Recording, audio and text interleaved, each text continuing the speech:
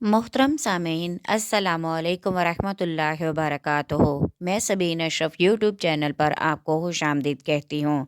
ईमान की शाहें हमारा उन्वान चल रहा है। आज आपके सामने ईमान की 45वीं शाख बयान करूँगी, जिसका उन्वान है अमाल में खलूस पैदा करना और रियाकारी छोड़ना।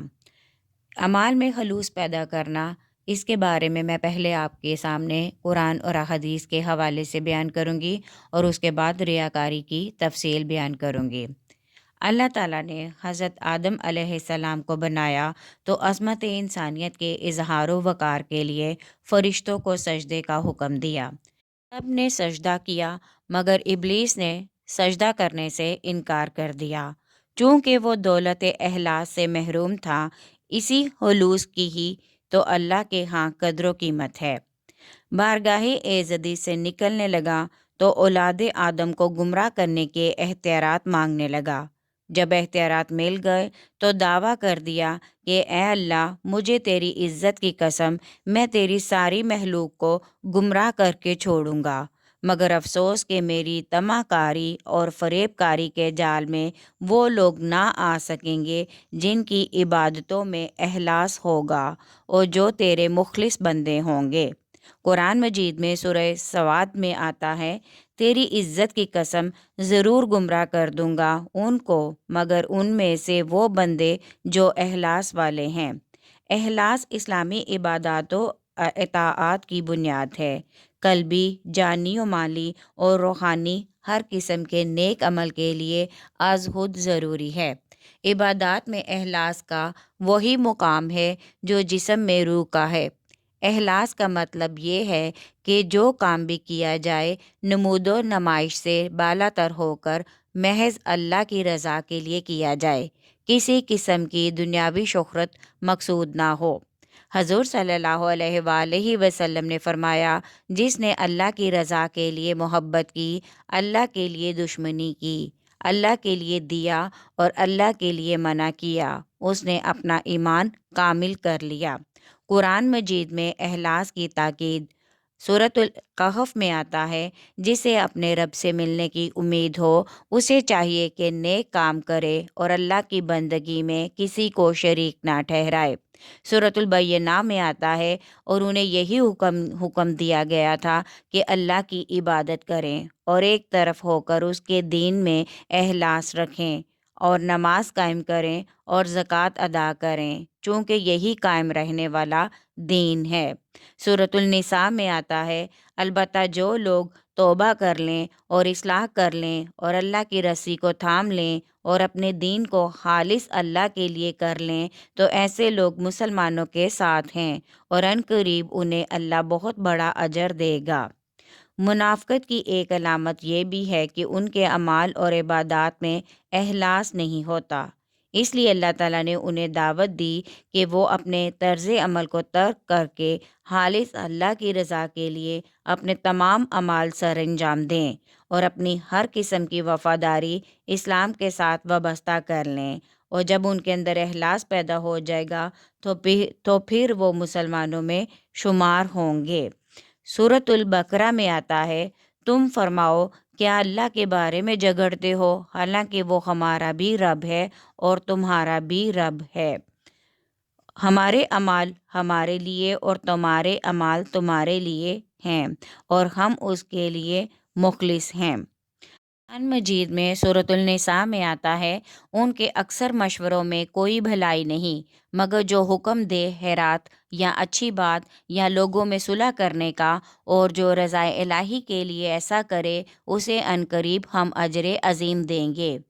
सूरतुल ज़ुमर में आता है, फरमा दीजिए कि मुझे हुक्म मिला है कि मैं खालिस खुदा की फर्माबरदारी के लिए उसकी इबादत करूं। सूरह मोमिन में आता है, वही ज़िंदा है, उसके सिवा कोई माबूद नहीं, तो खालिस उसी के फर्माबरदार होकर उसकी इबादत करो। सूरतुल इराफ में आता है, और हर नमाज के वक्त सीधे किबले की तरफ रुख किया करो और इखलास से उसकी इबादत करो, उसे पुकारो। سورۃ الدہر میں آتا ہے، ہم تمہیں صرف اللہ کی رضا کے لیے کھلاتے ہیں، تم سے کچھ بدلہ درکار نہیں اور ناشکر گزاری کے واسطگار ہیں۔ سورۃ الکہف میں آتا ہے، اور جو لوگ صبح و شام اپنے رب کو یاد کرتے اور اس کی رضامندی چاہتے ہیں، ان کے ساتھ اپنے نفس کو مانوس رکھو اور آپ ان سے اپنی نظر رحمت کو بھی نہ پھیریں۔ اللہ تعالیٰ نے ہمیں اخلاص کا مفہوم سمجھانے کے لیے اپنے پیارے نبی صلی اللہ علیہ وآلہ وسلم کی یہ بات کہلوائی۔ سورۃ الانعام میں آتا ہے، فرما دیجئے کہ میری نماز، میری قربانی، میرا جینا اور میرا مرنا، یہ تمام کام اللہ تعالیٰ کی رضا و خوشنودی کے لیے ہیں، جو تمام جہانوں کا پروردگار ہے۔ احادیث نبویہ میں اخلاص کی ترغیب۔ حضور صلی اللہ علیہ وآلہ وسلم نے بھی اخلاص پر بہت زور دیا تاکہ ہر عمل سے پہلے دلوں میں اخلاص بیدار رہے۔ نیک نیتی بھی اخلاص میں شامل ہے۔ نبی پاک صلی اللہ علیہ وآلہ وسلم نے فرمایا کہ تمام اعمال کا دار و مدار نیت پر ہے۔ جس شخص کی ہجرت اللہ اور اس کے رسول صلی اللہ علیہ وآلہ وسلم کے لیے ہے تو اسے اسی کا ثواب ہے، اور جس شخص کی ہجرت دنیا یا کسی عورت کی خاطر ہے تو اس کے لیے وہی کچھ ہے جس کے لیے اس نے ہجرت کی۔ ہجرت جیسے اہم کام میں بھی اگر نیت رضائے الہی کے لیے نہیں تو ہجرت کا کوئی ثواب نہیں۔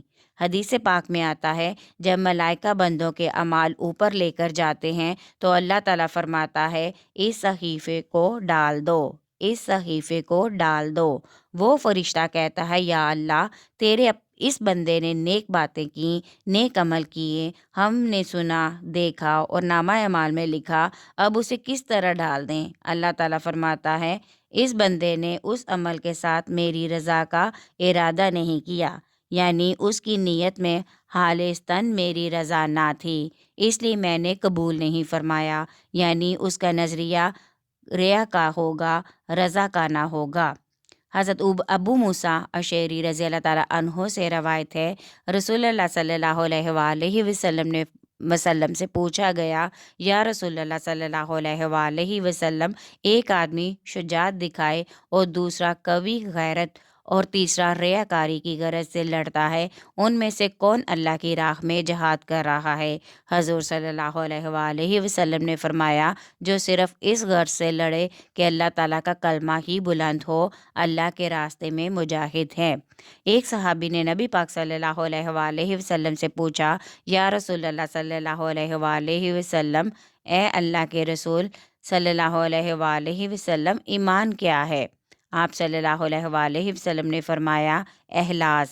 ایک دفعہ فرمایا، جو دنیا سے اس حال میں رخصت ہوا کہ اللہ وحدہ لا شریک کے لیے اخلاص والا ہو اور نماز پڑھتا ہو اور زکوٰۃ دیتا ہو تو اللہ تعالیٰ اس سے راضی ہے۔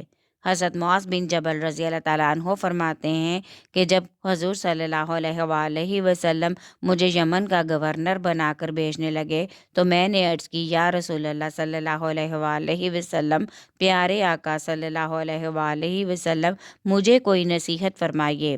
آپ صلی اللہ علیہ وآلہ وسلم نے فرمایا، اپنے دین میں اخلاص پیدا کرو، تھوڑا کام بھی تم کو کافی ہو جائے گا۔ بیان کیا جاتا ہے کہ ایک دفعہ اللہ تعالیٰ نے حضرت موسیٰ علیہ السلام سے فرمایا کہ تم نے کبھی میرے لیے بھی کوئی عمل کیا ہے؟ حضرت موسیٰ علیہ السلام نے عرض کی، بارگاہ الہی میں نے تیرے لیے نمازیں پڑھیں، روزے رکھے، صدقات دیے، تیرے آگے سجدے کیے، تیری حمد کی، تیری کتاب کو پڑھا اور تیرا ذکر کرتا رہا۔ اس پر اللہ تعالیٰ نے فرمایا، اے موسیٰ، نماز تیری دلیل، روزہ تیری ڈھال، صدقہ تیرے لیے سایہ، تسبیح تیرے لیے جنت میں درخت، کتاب کی قرأت تیرے لیے جنت میں حور و قصور، میرا ذکر تیرا نور، بتا تو نے میرے لیے کیا عمل کیا ہے؟ حضرت موسیٰ علیہ السلام نے عرض کی، اے رب ذوالجلال، مجھے بتائیے وہ کون سا عمل ہے جو میں تیرے لیے کروں؟ رب نے فرمایا، تو نے کبھی میری وجہ سے کسی سے محبت کی؟ تو نے میری وجہ سے کبھی کسی سے دشمنی رکھی؟ تب موسیٰ علیہ السلام سمجھ گئے کہ سب سے اچھا عمل اخلاص ہے، یعنی اللہ کے لیے محبت اور اللہ کے لیے دشمنی رکھنا۔ اخلاص کی برکات۔ اخلاص میں بے شمار برکتیں ہیں۔ حضور صلی اللہ علیہ وآلہ وسلم نے فرمایا، اللہ تعالیٰ اس امت کی اس کے ضعیفوں کی دعاؤں اور ان کی نمازوں اور ان کے اخلاص کی برکت سے امداد فرماتا ہے۔ ایک دفعہ فرمایا، اخلاص والوں کے لیے خوشخبری اور مبارک ہو جو ہدایت کے چراغ ہیں اور ان کے ذریعے تمام سیاہ فتنے دور ہو جاتے ہیں۔ مسلم کی روایت میں ہے، نبی اکرم صلی اللہ علیہ وآلہ وسلم نے فرمایا، ایک شخص اپنے دوست اللہ کے محبوب بندے کی ملاقات کے لیے دوسرے گاؤں کو روانہ ہوا۔ راستے میں اسے ایک فرشتہ ملا۔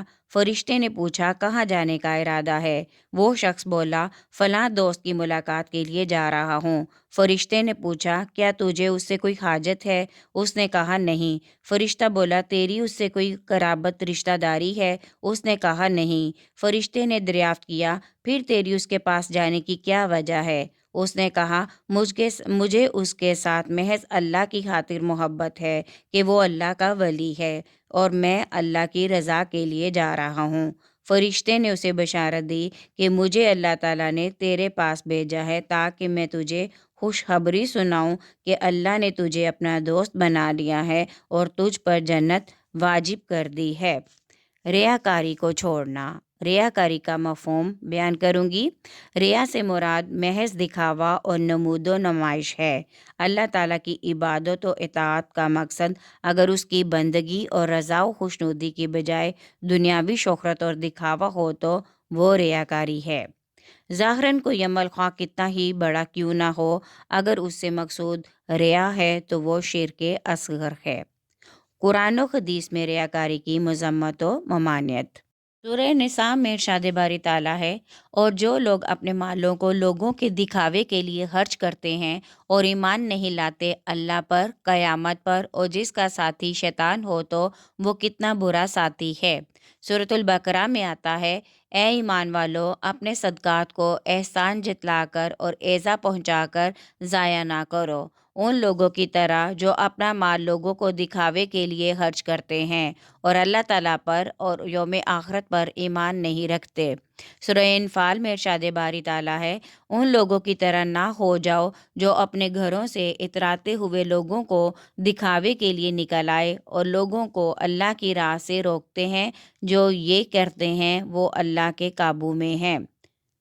تباہی و بربادی ہے ان نمازیوں کے لیے جو اپنی نماز سے بھولے بیٹھے ہیں، وہ جو دکھاوا کرتے ہیں اور استعمال کرنے والی چیزوں سے منع کرتے ہیں۔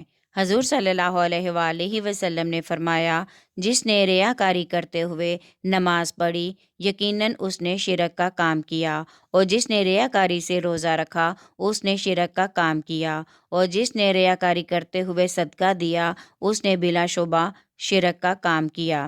حضرت ابو ہریرہ رضی اللہ تعالیٰ عنہ فرماتے ہیں، میں نے حضور صلی اللہ علیہ وآلہ وسلم کو فرماتے ہوئے سنا کہ قیامت کے دن جس آدمی کا سب سے پہلے فیصلہ ہوگا یہ وہ شخص ہوگا جو شہید ہوا تھا۔ اسے لایا جائے گا، اللہ تعالیٰ اپنی نعمتوں کی پہچان کرائے گا، وہ پہچان لے گا۔ اللہ تعالیٰ فرمائے گا، تو نے ان میں کیا عمل کیا؟ وہ کہے گا کہ میں تیرے راستے میں لڑا حتیٰ کہ شہید ہو گیا۔ اللہ تعالیٰ فرمائے گا، تو نے جھوٹ کہا، بلکہ تو اس لیے لڑا کہ تجھے بہادر کہا جائے، چنانچہ وہ تجھے کہا گیا۔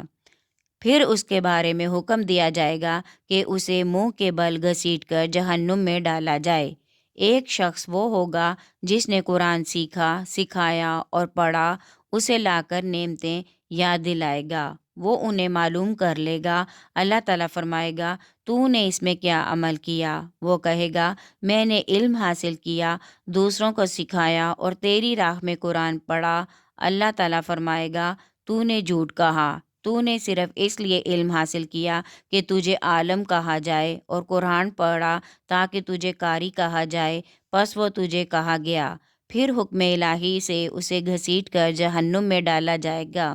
ایک شخص وہ ہوگا جسے اللہ نے فراخی سے رزق عطا کیا ہوگا، اللہ تعالیٰ اسے اپنی عطا کی گئی نعمتیں یاد دلائے گا، وہ معلوم کر لے گا۔ اللہ تعالیٰ فرمائے گا، تو نے ان میں کیا عمل کیا؟ وہ کہے گا کہ جس جگہ مال کا خرچ کرنا تجھے پسند ہے میں نے تیری رضا کے لیے اسے ہر جگہ خرچ کیا۔ اللہ تعالیٰ فرمائے گا، تو نے جھوٹ کہا، بلکہ تیرا مطلب یہ تھا کہ تجھے سخی کہا جائے۔ پس وہ تجھے کہا گیا، پھر اس کے بارے میں حکم دیا جائے گا کہ اسے گھسیٹ کر جہنم میں ڈالا جائے۔ حضرت عدی بن حاتم رضی اللہ تعالیٰ عنہ سے روایت ہے، رسول اللہ صلی اللہ علیہ وآلہ وسلم نے فرمایا، کچھ لوگوں کو جنت کا حکم ہوگا جب جنت کے قریب پہنچ جائیں گے اور اس کی خوشبو سونگھیں گے اور جو کچھ جنت میں اللہ تعالیٰ نے جنتیوں کے لیے سامان تیار کر رکھا ہے اسے دیکھیں گے تو پکارا جائے گا، انہیں واپس بھیج دو، یعنی جنت سے نکال دو، جنت میں ان کے لیے کوئی جگہ نہیں ہے۔